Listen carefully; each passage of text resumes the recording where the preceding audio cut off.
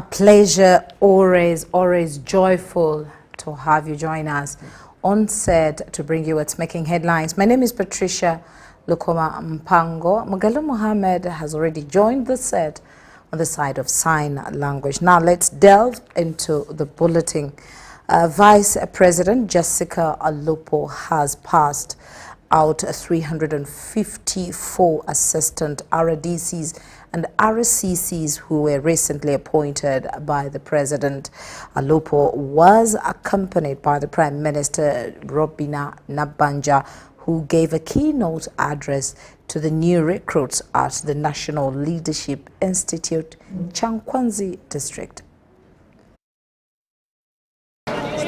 The National Resistance Movement has recruited new cadres into the position of assistant RDCs and RCCs as the country heads for the 2026 general elections.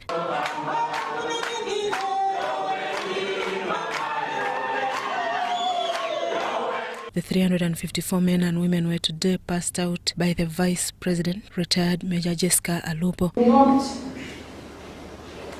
hesitate to confront circumstances surrounding the corruption in our area, in our country, in your districts, but do so under the law. Please keep yourselves from any controversies and always remember that you are there to serve the common good of all the people of Uganda. The Prime Minister, Robina Nabbanja, who also accompanied the Vice President at the National Leadership Institute, Changkwanzi, gave a keynote address to the newly recruited cadres. But you need to put in more efforts to ensure that the NRM manifesto is fully implemented, because we are moving towards elections in 2026, and so we bank on you. Nabbanja, who once served as RDC, urged the new recruits to act exemplary in their communities where they will be serving. Must act exemplary to the community you are going to serve.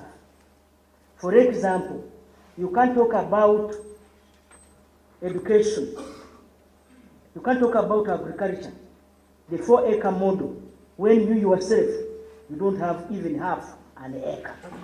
The Minister in charge of Presidency, Melia Babalanda, advised the assistant RDCs and RCCs to avoid being overzealous and abandon their appointments to contest in the 2026 general elections. And your mandate and you are focused, the good thing will find you.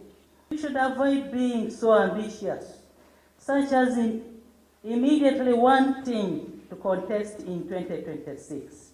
You should concentrate on building a foundation of your future for at least 10 years so you can gain experience in leadership.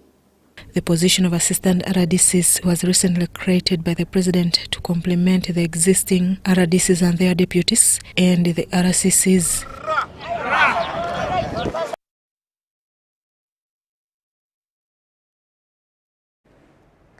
Now, the Permanent Secretary, Office of the President and Chairman, Organizing Committee for the Heroes' Day celebrations, Haji Eunice Kakande, says that the country is set to hold its 31st Heroes' Day celebrations. While addressing the media in Kampala, Haji Eunice Kakande cited how much more than 49 individuals are to be awarded for their significant contribution to the country. Lydia Chomokama has more. On 9th this month, the country will hold its 35th Heroes' Day celebrations in Mpenja Sub-County, Gomba District. The Chairman Organizing Committee, Haji Eunice Kakande, updated on the preparations. So that you are the FFM, and the FFM were the people who started that front in Mpenja in 1981. Actually, for them, they started around 1980. In Mpenja, the leaders were Kasirye Gwanga, Major General the late. I talked of Major General Mukasa and others. I talked of Nyenyezi, who is still there, Lieutenant Colonel, I think. So there are many. There are many. So that's why government decided that no, let us now, because we have been going around for the last 34 years, going to as far as Kanyarieru, Fort Port of Nyangabu, Masindi, Nakasongola, and every part, including where Medi comes from in Masurita. So this time the president said, let's go to Gomba. More than 49 medals are to be awarded to individuals, and out of these, 21 being female and 28 male. Class of the Crescent Crane Class 2. National Independence Medal, there are 12. Narwari Medal, 24. Royal Triangle Medal, 5. Massawa Medal, 3. Gallant Star Police, 1 person. Long Service Gold Police, 1 person. Person of Sacrifice Police, 1 person. However, the country will honor a member of Dubai's royal family, Sheikh Mohammed bin Maktoum, with the highest award for his large-scale transformative projects across the country. He's putting a logistic hub at Entebbe International Airport. A logistic hub. He's putting a gold refinery and a free zone complex in Entebbe. So that is the Sheikh Mahmoud. The event will be celebrated under the theme, Arise Uganda, Our Heroes' Sacrifice are Starting Bearing Fruits. Lydia Chomkama and Joseph Muyingo, UBC News. Uganda Broadcasting Corporation has digitized more than 100 old historical assets, including audio and visual, to be viewed and understood by the Ugandan audience on an updated technology. The process was done in collaboration with the University of Michigan, led by the Professor of History and African Studies, Dr. Derek Peterson, who presented the compressed assets to the Managing Director of UBC, Winston Agaba. Uganda Broadcasting Corporation has started the process of digitizing all archives. UBC Managing Director Winston Agaba told UBC TV that available history is based on outdated technology, and digitizing on modern technology would embrace proper display. And the materials have all been digitized, just like we have the cinema reels that have been also digitized by, again, support from Michigan, the University of Michigan. We are looking forward to making sure that all the snippets from these recordings are going to be brought to life, and the onus is on us, radio and TV. How do we inform? How do we educate? How do we guide the public as to what is our history? So, the task is in collaboration with the University of Michigan, which targets converting the remaining archives from analog. But with collaborations like from the University of Michigan and the University of Western Australia and other partners, we are looking forward to making sure that everything in our archives is brought to life. And what better platform do we have other than radio and TV as a national broadcaster? So stay tuned. We shall be getting you all the facts, history, and then we can shape our future better. Digitizing such history was cited as important, especially in the education sector, to have access to accurate information. Uganda's past doesn't begin only in 1986. The history of the 50s, 60s, and 70s vitally inform contemporary politics and are important for Ugandans to understand. It's worth saying that Uganda's school system has focused largely on contemporary issues. The history curriculum is relatively shallow. This kind of work that we're doing gives teachers, students, and researchers access to resources with which to write and understand Uganda's tumultuous history in a complicated and truthful manner that's to the benefit, really, of all of us, including myself and as an outsider and Uganda citizens more generally. Stakeholders appreciate the initiative, attributing how it will simplify work and information stored can be accessed and shared. I mean, it is also helping us, this material with the time, given the condition and the state, they are not meant to last for life, and they happen to go through a permanent change. Every time that passes, these still photos get destroyed with the different conditions they go through. So the earlier the better, given the fact that they have been taken and digitized and returned. That is already saved material. Lydia Chomkama and Dan Lugemwa, UBC News.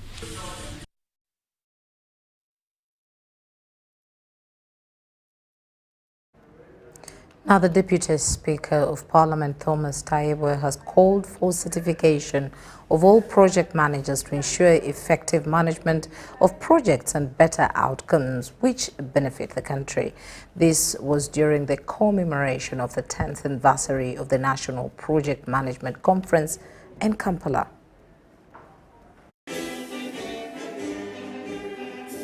Tayebwe's call for certification is a move to standardize professionalism, ensuring that all project managers have the necessary qualifications and adhere to the best practices that address the challenges of project delays, budget overruns and subpar project outcomes. We are looking at having all project managers within government being certified. And I think the moment we put that as a requirement, because even me, I can pose as a project manager, but the moment we say you have to be certified, then a certain ethos, certain values and ethics will have to be followed. And then that way also it will be very, very easy for you people to regulate, self-regulate. He mentioned the ongoing corruption by some project managers, which is hindering service delivery. The most important point I wanted to make was that you have to help us to enhance value, especially in critical government projects, and fight corruption. Because the corruption that is embedded in projects is so deep, we can't see it on the surface. If you can talk about the exhibition of pyramid, okay? You can easily exhibit, but the corruption, we have corruption that is embedded in projects where you find you are losing hundreds of billions. The National Project Management Conference serves as a platform for project managers to share insights, discuss challenges and celebrate achievements, and ensure that project managers are equipped to meet the demands of a dynamic work environment. Every year, the project managers, project management professionals, friends of project managers, well-wishers come together to discuss ideas and how to grow as a profession. This year, our theme was building bridges, breaking barriers, and celebrating 10 years of success as Project Management Institute Uganda.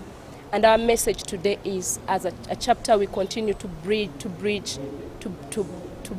the barriers, to break the barriers that exist between the private sector and the government sector. For example, we continue to collaborate with the government sector, like the Deputy Speaker has mentioned. Project managers also want government to support investment in key growth drivers like agro-industrialization. To achieve this theme, government will support investments in key growth drivers. We call them ATMs. Like the ATM gives you money. Also, we think these areas, if we invest in them, they will give the country, the nation, money. One of them is agro-industrialization, tourism development, mineral-based industrialization, including oil and gas, science, technology and innovation. The 10th National Projects Management Conference was held under the theme, Building Bridges, Breaking Barriers, celebrating 10 years of collaboration for project success. Mary Namkose, UBC News. Thank you very much there, Mary Namkose. And our State Minister for Higher Education, Dr. John Chrysostom Muyingo, has asked companies to employ graduates to have those that have acquired vocational skills. Minister Muyingo says graduates are taken through the same syllabus. With such courses, this gives skills to extend services to other graduates. Graduates who acquire vocational skills fail to get jobs in big companies on allegations that they lack skills, which has created unemployment in the country. State Minister for Higher Education, Dr. John Chrysostom Muyingo, has asked companies to allow graduates who have acquired vocational skills to apply them. The TVET policy reforms emphasize curriculum that is responsive to the needs of society, which makes trainees appreciate practical training, appreciate hands-on and real-life experiences. And I'm asking you, please give us more space to practice from your industries. Minister Muyingo was representing the Minister for Education and Sports, Janet Kataham 7, at Intinda Vocational Training Institute graduation ceremony. On the issue of Start Capital, Minister Muyingo asked graduates to embrace Semioga and parish development model funds. The NRM government has made a deliberate effort to ensure that you get consumed by the numerous development partners that have been sourced and development opportunities such as parish development model, Emioga. Don't tell me you don't have Ntandikwa, Emioga, and many others that require your skill. The Principal Education Officer at TVET, Roy Muhoeza Baine, wants government to come up with a technology university. Because everyone, when you want to upgrade to science or engineering. That is why you see now in Uganda, we have many scientists and engineers. That line chief guest is supposed to be filled by the technologists who are now lacking in Uganda. The chairperson board of governors in Tinda Vocational Training Institute, Engineer Zeria Wako, applauded government for the support towards the institution. For the technical, financial, material, and human capital development support extended to this institution. I urge you to put these skills into good use to better yourself, to better your families. The graduates acquired certificates in plumbing, automotive mechanics, welding, fashion and design. Meanwhile, the Chief Executive Office and Secretary to the Council of Institute of Certified Public Accountant of Uganda, Derek Nkanja, has warned Ugandans against fraudster accountants. We have come across many who are not accountants, and they try to hoodwink the public that they are accountants. So we have associates and we have full members. Over 4,000 full members, over 1,600 associates. Those are good enough to start serving our economy. Nkanja communicated this during the handover ceremony of 3 million Ugandan shillings check to Mukasa Kangave as an appreciation for conducting the ICPAU exams for now 20 years. Every student who has gone through through ICPAU have been able to see none other than Mukasa. And we say it as a central network. We cannot wait. We have to recognize his effort. As we are doing these exams, we are doing them with an objective. And indeed, main accounts are coming up. Many CEOs, many CFOs, managers, analysts. And then the point of interaction. I interact with people, so many of them, and mind you, these are people of different calibers. Some are directors, others are just students. So I interact with them. Deborah Namamonde, UBC News. Well, thank you very much there, Deborah. Now, the Uganda Broadcasting Corporation has conducted a visit to property along Kibira Road, Bugolobi, in assessing its assets. The acting chair of board, Ibrahim Makoma, told UBC TV that the visit identifies assets potential for development. Let's hear more in this report. The acting board chair, Uganda Broadcasting Corporation, Ibrahim Makoma, emphasized examining the status of the land and its assets. He noted the increasing value of land in the area due to ongoing developments, indicating a positive outlook for potential projects. As a new board, we are trying to look at the assets of UBC. So right now we are at Kibira Road, where UBC owns land, and now we are trying to ascertain the status of the land and what is there and what we can do with it. During the visit, the board members observed various developments in the vicinity, which sparked discussions on strategies of maximizing land value. There's a lot of development coming up and has raised the value of our land. So we feel now our land has some good value and want to put that value to good use. One of the key considerations raised during the visit was accessibility to road network. Makoma stressed the need for proper road networks to facilitate development activities and enhance the usability of the land. We are still now really looking at the assets. We are going to sit down eventually as the board after we've seen all the assets, because the other week we are also going to hit the east and north. So after we've seen all the assets, that's when now we shall sit down as a board and look at asset by asset and see what we can do with each asset. The board's visit to Chibira Road, Bugolobi, is part of a broader assessment of UBC's assets. Makoma mentioned plans to visit other areas in the east and north to evaluate additional assets before finalizing development strategies. The board will reconvene after completing assessments of all assets to formulate a comprehensive development plan. Sudat Kaye and Kenneth Tanaba, UBC News. Now, the National Building Review Board has developed a checklist for members of the public seeking to buy condominiums to safeguard them from being dumped into acquiring poorly built structures. Before rolling them out, the NBRB has engaged key stakeholders with the aim of capturing their views for inclusivity. It was revealed that the Office of the Inspectorate of Government is investigating over 30 cases of members of the public being dumped into buying substandard housing facilities. Stephen Cassidy, the Internal Inspections Officer at the Office of the Inspectorate of Government, reveals that poor drainage, undersized rooms, and poor quality of paints used top the list of complaints, translating into absence of value for money.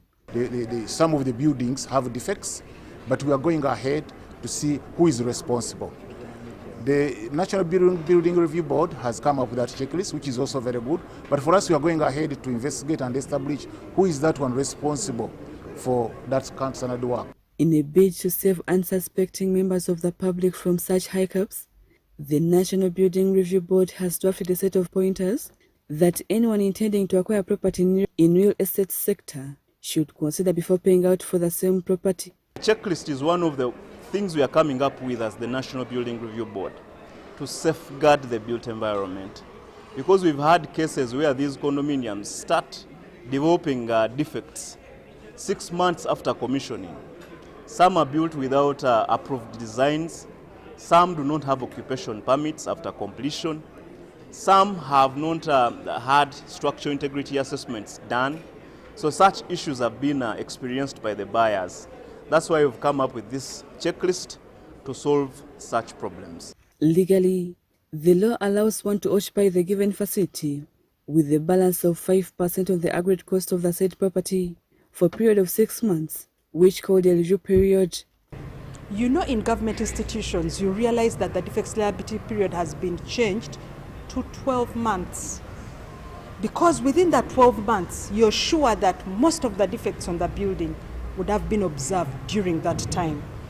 So I hope that even other than the institutional buildings, government institutions, even all the other buildings, be it residential, be it commercial buildings, we allow for that 12-month period. On the other hand, Ugandans have been urged to be conscious and look out for professional and quality services while buying condominiums, as opposed to cheap but unsafe properties. In the event that there is any problem, they are indemnified. They can easily be compensated. Let us use professionals as much as possible to ensure that we improve housing. The National Building Review Board is a government agency under the Ministry of Works and Transport, established by the Building Control Act of 2013, mandated to, among others, monitor building development across the country. Rebecca Nantongo, Susan Inabugude, UBC News. Now, the Director of Curative Services at the Ministry of Health, Dr. Charles, and the State Minister for Minerals, Fiona Nyamutoro, say traditional and religious schools have failed to embrace sexual reproductive health education. This was during a dinner ceremony celebration at the end of the three-day Planned Parenthood Global Summit, known as the Second Bill Now.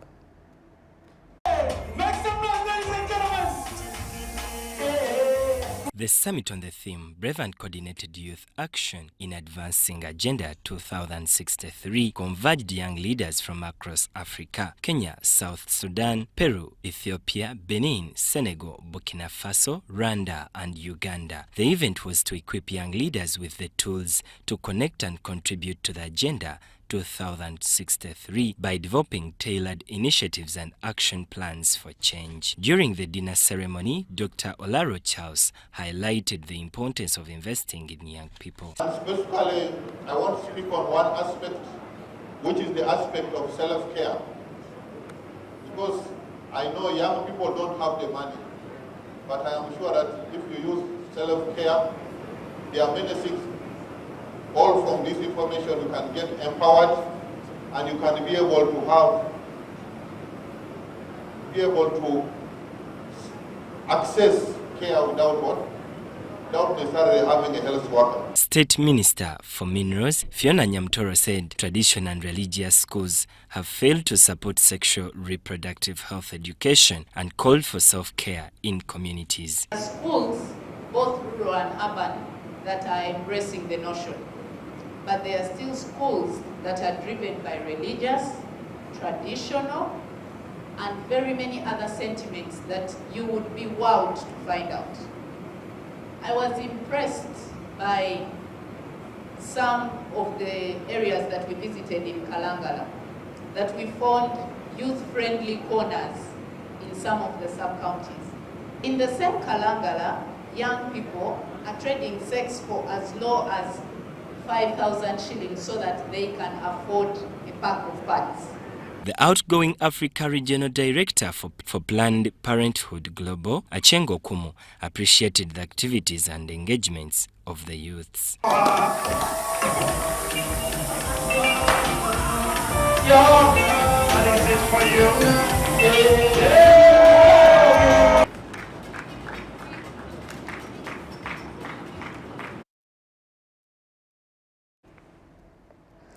Now, there is an emerging solution for youth unemployment in Kampala City following government policy of skilling the youth. Government has set up centers for the youth in skilling, such as Subway Center, Luzira, Nankulabye, and Wandegea. For the past 6 months, trainees at the presidential initiative at Subway Center have been skilled in embroidery, hairdressing, confectionery, among others, in order to eradicate poverty. We instruct these students from scratch. They come when they don't know anything and we instruct them. We teach them how to make everything from scratch. So this is hopeful to them since they come from those ghetto places. They don't have anything. They don't have anything they know in their heads. So when they come here, they benefit a lot. So after here, they go outside, they make their own businesses. The Minister for Kampala Metropolitan Affairs, Honorable Kabanda Mensah, lauded President Museveni for initiating the skilling program for the boy and girl child to transform lives of underprivileged youths. What is taking place in these skilling places, and I should thank the President of Uganda, His Excellency the President of Uganda, because he has done a lot, has put in a lot of money. Together with Dr. Katana. Dr. Katana is not corrupt. That's why things are happening like this. These people have got experience. They are just here for only 6 months, but what they are doing is beyond the 6 months. So I'm so grateful for what is taking place in Kampala, because this is government work. But at least we have appreciated, and I'm going to write to the President that there are such good works here, such that they give us some areas where we can showcase of what is being done here. Minister for Youth and Children Affairs Dr. Balam Barugahara pledged to present their demands to Parliament for support. He also assured them of support to export their products. This Subway Skilling Institute, this enables young people from around Kampala to come and learn how to do confectionery, baking, tailoring, weaving, shoemaking, and all these other things. So I want to thank you, the President. I've seen it. It's a very, very good initiative. Once these children are skilled, I pray we find resources to buy them equipment so that they implement, to buy them a few bakeries, a few weaving machines, a few materials, and set up capital so that we reduce unemployment and our children can benefit from the skills attained and then contribute to the labor market, also reduce on importation of items used in hotels. The administrator of Subway Center, Natkunda Rona, says trainees receive skills that prepare them for the job market. Skill, it is a long term, meaning even if you go to everywhere, your skill remains. And secondly, they have gained, some they have created their small business outside there. They are even earning some little money. Because a skill, after doing it, you practice, and after practicing it, you sell and you get some money in it. Although majority of students love to get skills, they face challenges of transport to the training center, family violence and abuse, and some are too young to capture what is taught. They have domestic violence. Some are young. They end up dropping out because of issues at home. For example, they face transport. Much as they come within the Kampala Central, some they face challenge of transport, some they face domestic violence, some they are still young mothers. No young mothers they face because when in this process of learning, they don't have where to leave their children. In that process, they end up dropping out. Charity Marion Imnat and Mike Bakablindi, UBC News. Now, an English language fellow under the U.S. Department of State, Professor Bismarck Agbembo, has asked Ugandan teachers to fully embrace the project-based learning system to enable them to teach their learners historically and professionally.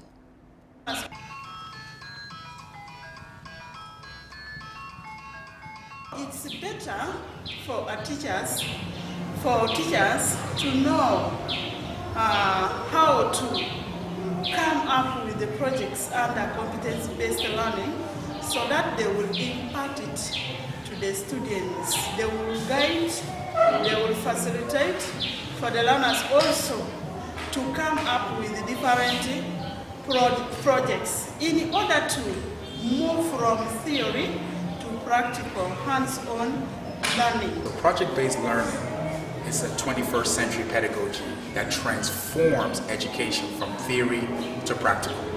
So it allows our students to work in teams, collaborate, creativity, and these are so many of the core skills that we want every single child to be equipped with to be able to go into the workplace or be an entrepreneur. So project-based learning is a student-centered approach to learning, where the teacher becomes a facilitator of learning. Then the students create projects within their core subject. It could be math, geography, agriculture, history, you name it. But it allows the students to lead the learning from a driving question, discovering the theme, creating a product, and then creating milestones, and then last but not least, ensuring that there's a proper form of assessment that allows that to happen. And if you went down to these teachers or look at the students' work, you'll discover that many teachers were not coming up, were not helping students to come up with the products. And like we have been learning today, you only give out what you have or what you know.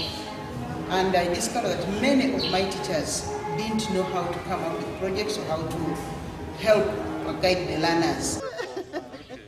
Thank you. Thank you.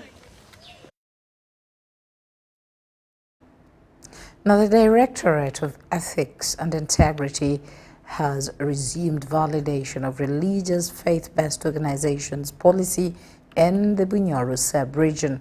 The last validation on April 17th in Kampala saw the born-again church leaders, led by Pastor Kayanja Robert, requesting for a postponement of the process until 2026.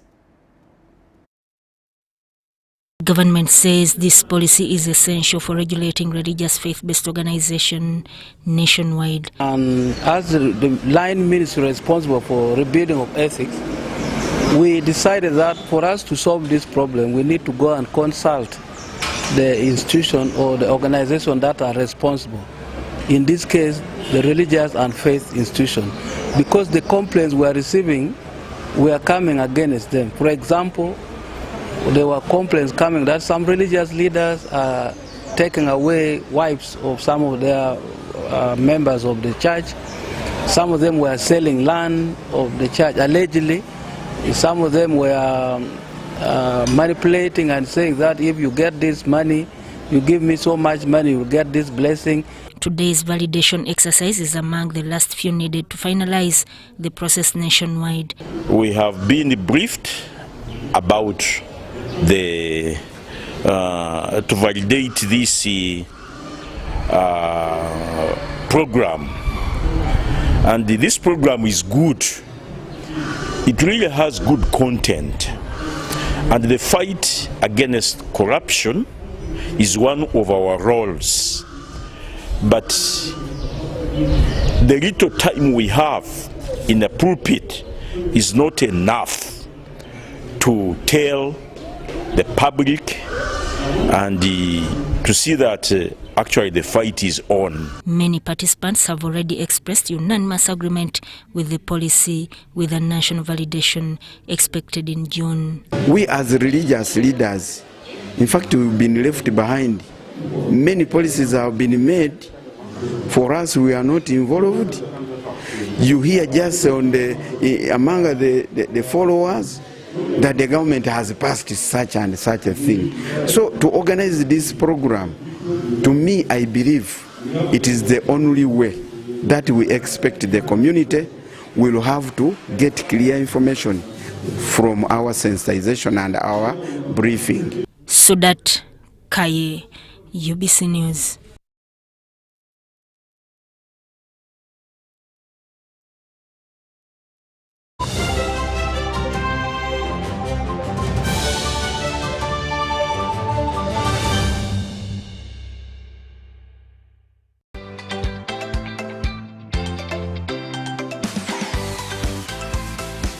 Morning time wao mwami wange nangamba yesterday bamukubiddeko essimu aba MTN nga bamugamba nti awangudde ssente school fees owa Andrew. In fact tuli awo nga tukyabuusabuusa naye nzikiriza mazima nga maze kulabako ate at the first nalinga ndowooza oba MTN balina ebintu byabwe bapanga nga sirabako ku neighbor wange nga bamukubidde kasimu. Twebaza abe MTN bannange okutuddizaawo bannaayo okuddiza guba mwoyo. Tweyanziza tweyanzeege omuzadde yenna ali eyo bannange ebintu bya ddala togaana kukikola kozesa MTN okusasula school fees w'omwana wo ng'onyega *165*80# banaye ebya ddala si bya kyayi. Together we're unstoppable. Gold. We all want it. That soft yellow glow of a subdued sun in your hands. That precious polish of elegance. To hold it is one thing, but to taste it is everything else. Relish the satisfying taste of a beer, unmatched in quality, unmatched in consistency, and with 23 Global Gold Awards. A beer unmatched in gold.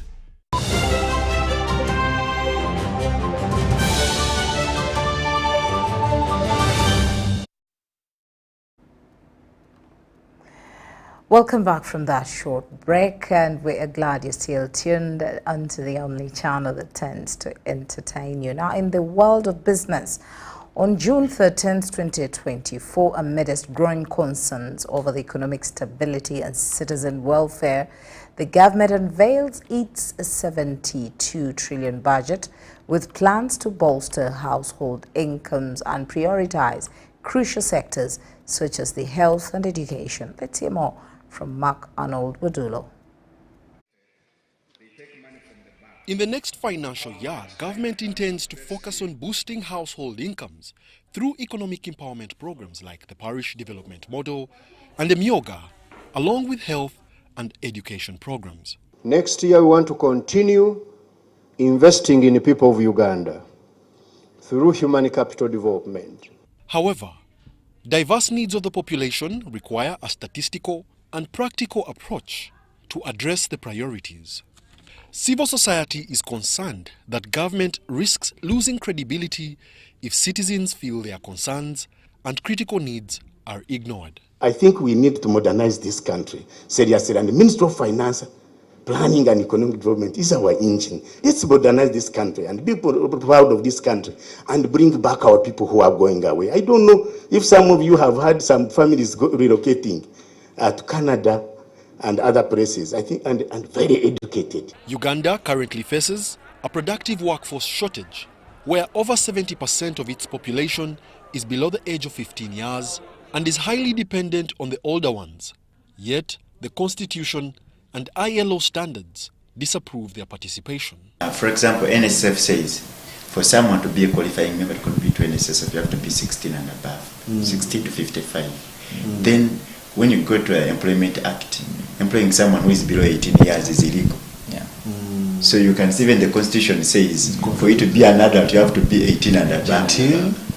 And yet NSSF is 16. So you can see that there's, first of all, you need to first work on the legal framework. Commercial agriculture, when incentivized and categorically structured, presents itself as an opportunity to help Ugandans from all regions to contribute to GDP. We are happy that government is talking about large-scale farmers, is talking about PDM and all that. Can we ask government to put this money where we can see it? Because like today, they are saying they are going to support, financially support commercial farmers, large commercial farmers. But nobody completes that sentence by saying if you are a large-scale farmer, go to this place and you get this money. The National Budget 2024-25 comes at a time when Ugandans are experiencing lower purchasing powers due to domestic inflation of various key goods and services. Despite showing positive indicators of growth, government is in the spotlight to justify implementation of the figures that will be read on June 13, 2024. Wadulo Makanold, UBC News in Kampala.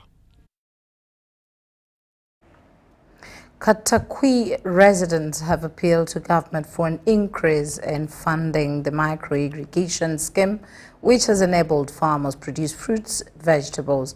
We do have more in this report.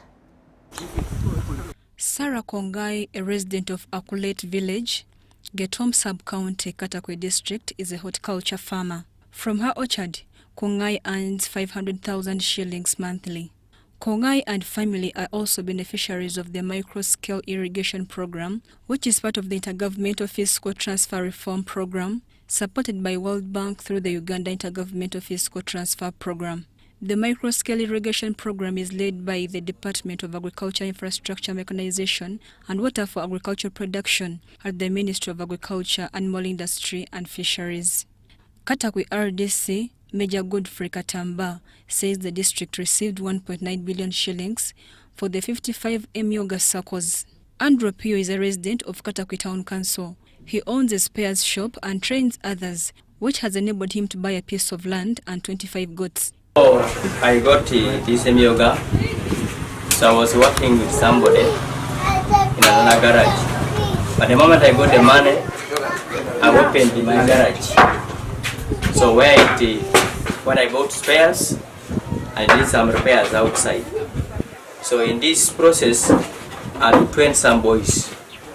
Those boys, after me training them, they have now succeeded to open their own garages. He is a beneficiary of a Myoga funds. Katakwi District received 11.7 billion shillings from Parish Development Model for the last 2 financial years. Money has been disbursed 99.5% to the people. We also received so far 5.4 billion shillings for this financial year, also for PDM.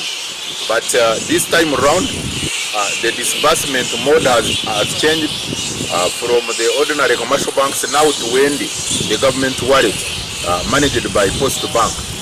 The PDM beneficiaries in Dokomel Sale Katakwi Town Council got 1 million shillings each and started sheep rearing. Kapugani aina kinisa adum kapulu.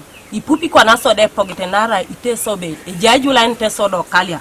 They are happy to the government of Uganda for enabling them also to access that little money, of which has changed their lifestyle. Their household income has improved. For two produce one lamb, and the two were able to produce twins. Two. Their progress, but to see how people are benefiting and to appreciate the challenges and progress of everything that's going on, for documentation, but also for advice on how to improve or how to have better. Mary Namkose, Maureen Yiga, UBC News.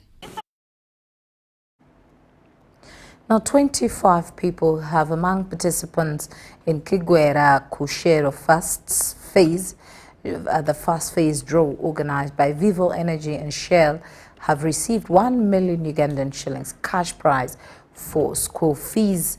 They were awarded with vouchers to shop for goodies from supermarkets at Shell and Tinda.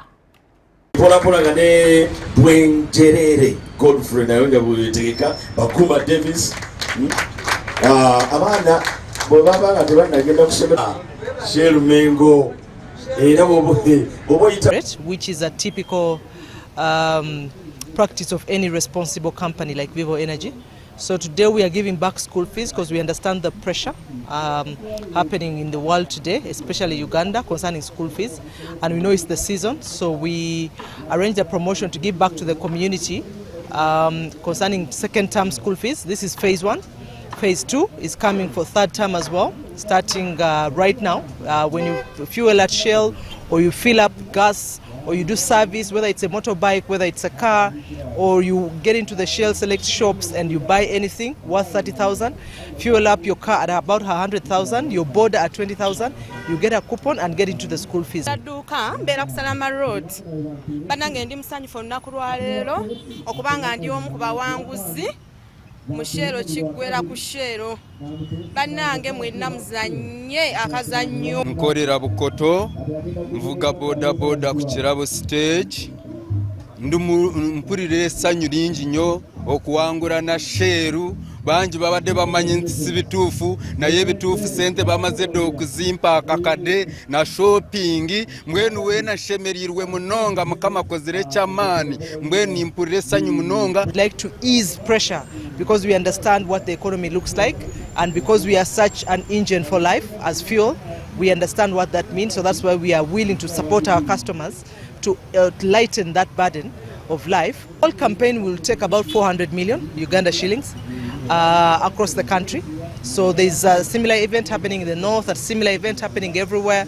So when you look at it, the whole promotion will cost about 400 million. Shell is the power of a generation. Voter here for you.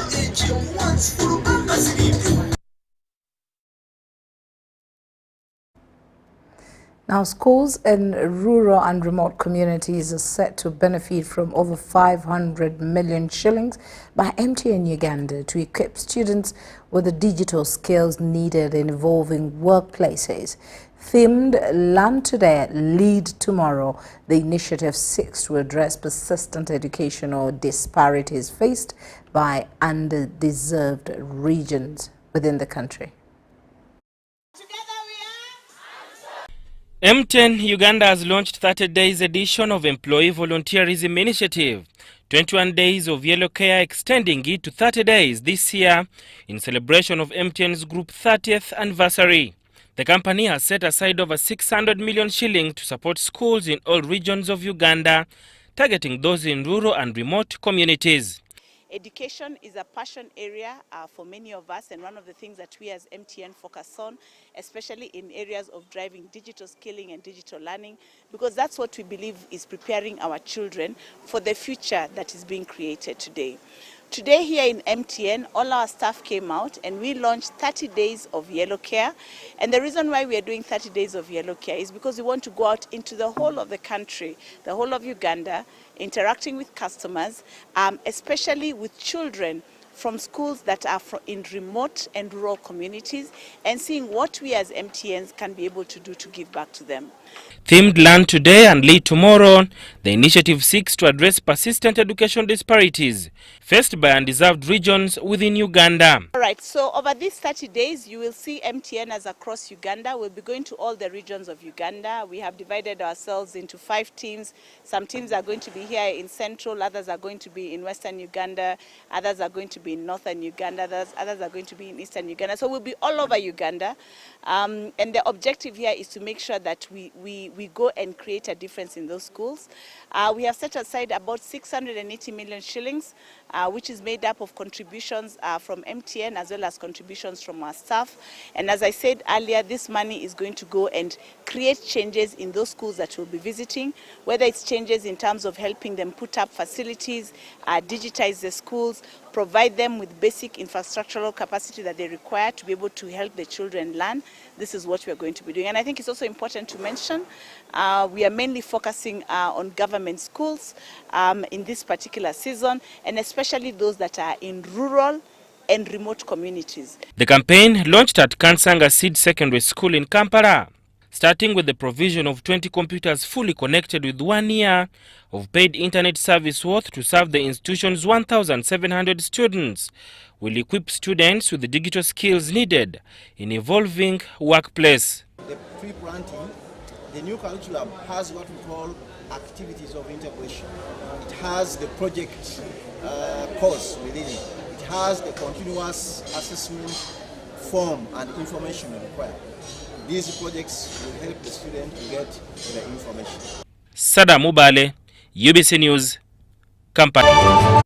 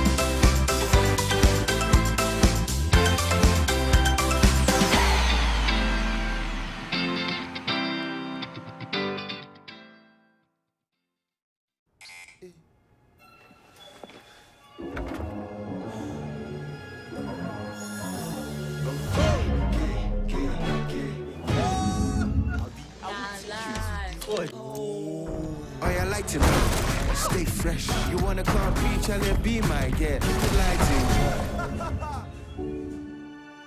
Lighting. I did make a lighting up.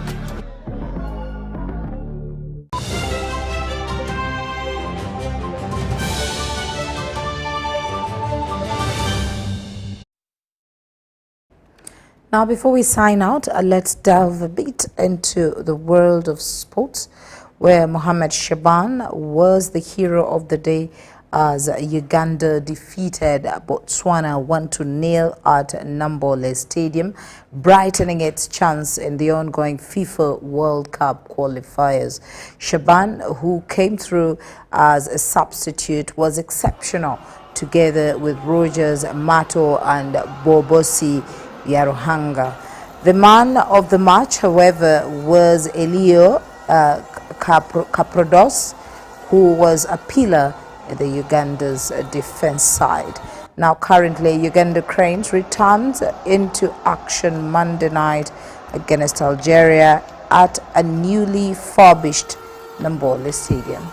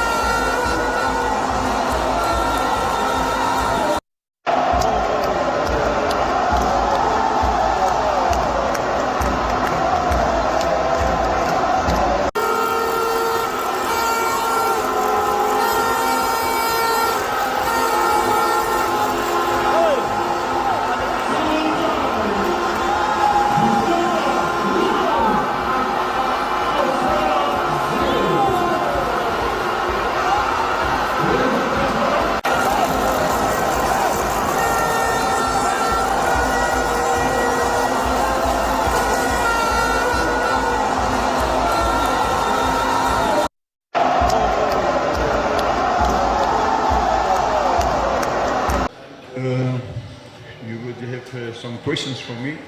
But I think the boys did it very well. We think we had a lot of ball positioning, but first half we didn't create enough really open chances. We didn't have in the last zone, like we said, the first zone, we were not present enough. We had not that force. But I think you have to understand also that a lot of players have been coming last minute, even this morning. Mato arrived, so it was very complicated for us to work with 16 players. And I think tactically, I don't think we have been giving chances away. I think we were standing good. We had a lot of losing ball in the first half. In the second half, with some changements we did have been coming, even this morning. Mato arrived, so it was very complicated for us to work with 16 players. And I think tactically, I don't think we have been giving chances away. I think we were standing good. We had a lot of losing ball in the first half. In the second half, with some changements we did, we had more pressure up in the front to Botswana, and I think we deserve this victory.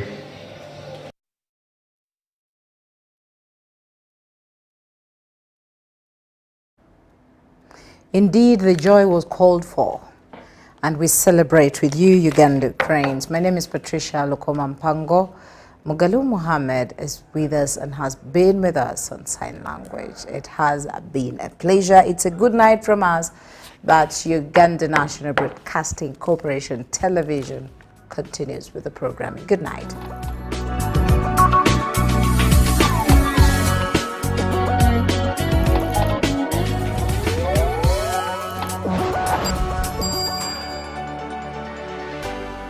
UBC, inspiring Uganda.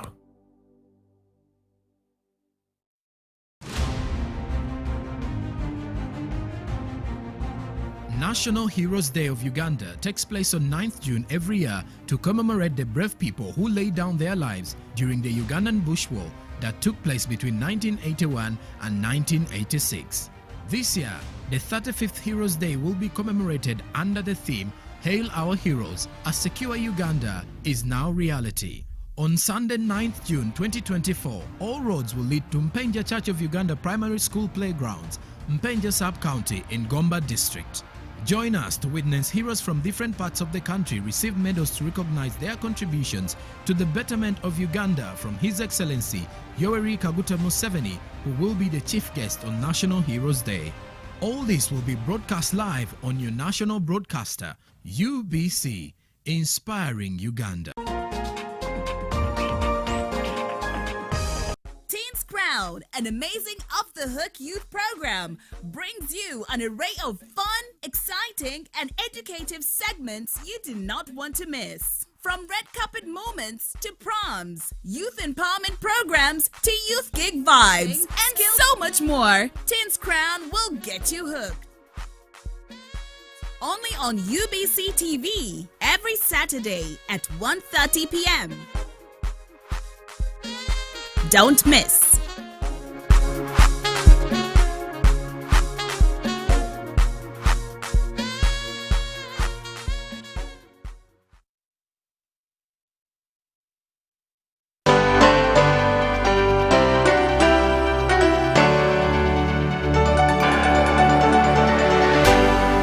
UBC, inspiring Uganda.